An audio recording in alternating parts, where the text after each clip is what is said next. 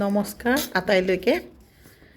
আজি বহুদিনৰ পৰা ভাবি আছিলোঁ ভিডিঅ' এটা বনাম কিন্তু সময় নাপাওঁ। আমি ঘৰুৱা কাম কৰিব লাগে, লগতে আমি আমাৰ কৰ্মব্যস্ততা কৰ্মস্থানো চাব লাগে। তো মই এটা সৰুকৈ ভিডিঅ' এটা বনাইছোঁ কাৰণ মোৰ মনটো খুব গৈছে বনাবৰ কাৰণে, সেইকাৰণে বহিছোঁ আজি বনাবৰ কাৰণে।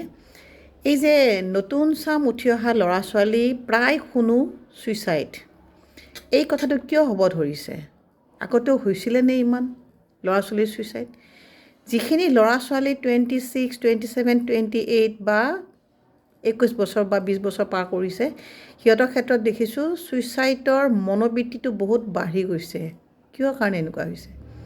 যোৱাকালি মোৰ এজন খুৰা মানে মোৰ নিজৰ খুৰা নহয়, কিন্তু তেওঁলোকৰ ফেমিলিটো আমাৰ ফেমিলিৰ লগত খুব আপোন আছিলে, গাঁও সম্পৰ্কীয়।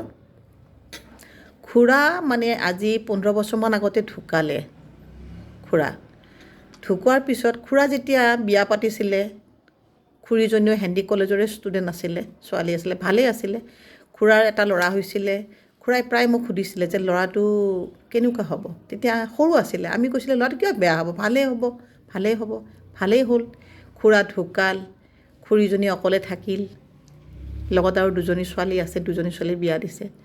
ল'ৰাটো চাকৰি নকৰিলেও কৰ্মসূত্ৰে গুৱাহাটীতে থাকিল। টংলাৰ হয় ফেমিলিটো, টংলাৰ। কিন্তু ল'ৰাটোৱে যোৱাকালি মৰ্ণিং ছুইচাইড কৰিলে ভাড়া ৰুমত। কিহৰ কাৰণে এনেকুৱা হ'ব পাৰে? এটাই ল'ৰা ছুইচাইড কৰিলে, চাওকচোন। এতিয়া চাওকচোন, যিকোনো পৰিস্থিতিতেই হওক, যিকোনো পৰিস্থিতি, কিন্তু ছুইচাইডেতো সমাধান নহয়। যোৱাকালি এটা ভিডিঅ' চালোঁ, এজনী মেট্ৰিক কেণ্ডিডেট পৰীক্ষা দি আছে, ভালেই হৈছে পেপাৰ দুখন। তাৰপিছত মেথছৰ পৰীক্ষা দিলে, মেথছৰ পৰীক্ষা দি আহি তাইৰ অনুভৱ হ'ল যে মেথছটো তাইৰ ভাল নহ'ব, আৰু তাই ছুইচাইড কৰিলে। হাজোৰ এইটো সমাধান নে?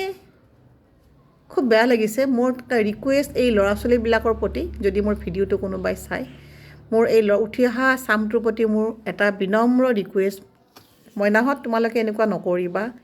জীৱন মানুহে এবাৰ পায়, আৰু মা দেউতাই যেতিয়া জন্ম দিয়ে নহয়, কিমান কষ্ট আৰু কিমান আনন্দত তোমালোকক ডাঙৰ কৰে।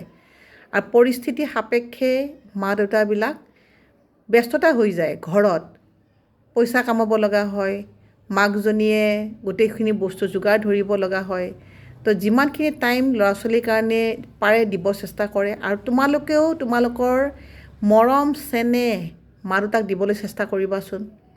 নিজৰ ফিলিংছটো ডিছকাছ কৰিবা, আলোচনা কৰিবা মা দেউতাৰ লগত, দেখিবা খুব ভাল হ'ব। আৰু মইনাহঁত এনেকুৱা মেণ্টেলিটি যাতে নকৰা। কিবা অসুবিধা হৈছে তোমাৰ বেষ্ট ফ্ৰেণ্ডৰ লগত তুমি ডিছকাছ কৰিব পাৰা, টিচাৰবিলাক আছে, টিচাৰৰ লগত ডিছকাছ কৰিব পাৰা, এল্ডাৰ ছিষ্টাৰ থাকে, বংশগতিত মানুহ থাকে, কথা পাতিব পাৰা। আৰু কোনেও যদি সময়ো দিয়া নাই, যে ক'ব পাৰা যে মোক কোনে সময় দিয়ে, কিন্তু সেইটো নহয়। তোমালোকে নিজৰ জীৱনটো ভগৱানে এবাৰ দিছে, আৰু ছুইচাইড কৰিলে সেই পৃথিৱীখন আৰু বেছি ভয়ানক। মানুহে কি ভাবে যে ছুইচাইড কৰিলোঁ, মোৰ গোটেই শেষ হৈ গ'ল, মোৰ টেনশ্যন শেষ। সেইটো নহয়, সেইটো নাভাবিবা। ইউনিভাৰ্ছৰ আমি যিখিনিত আছোঁ, বেক চাইডত আৰু এখন পৃথিৱী আছে। সময় নহওঁতে যদি মানুহে আত্মহত্যা কৰে, সেই আত্মাটো কেতিয়াও মুক্তি নাপায়। এই সময়লৈকে ৰখি থাকিব লাগিব। যেতিয়া ভগৱানৰ সময় হ'ব তেতিয়ালৈকে ভটকি থাকিব লাগিব, ইফালে ইফালে ঘূৰি থাকিব লাগিব, কাকো কথাও পাতিব নোৱাৰিব। গতিকে সেই পৰ্যায়টো যাতে চিন্তা কৰি চাই যে মইতো মৰি যাম, কিন্তু মৃত্যুৰ পিছত আত্মাটোৱে কিন্তু মুক্তি নাপায়, বেছি কষ্ট, বেছি ভয়ানকহে হয়। গতিকে এনেকুৱা মনোবৃত্তি যাতে আগলৈ নহয়, তাৰে কামনাৰে ধন্যবাদ।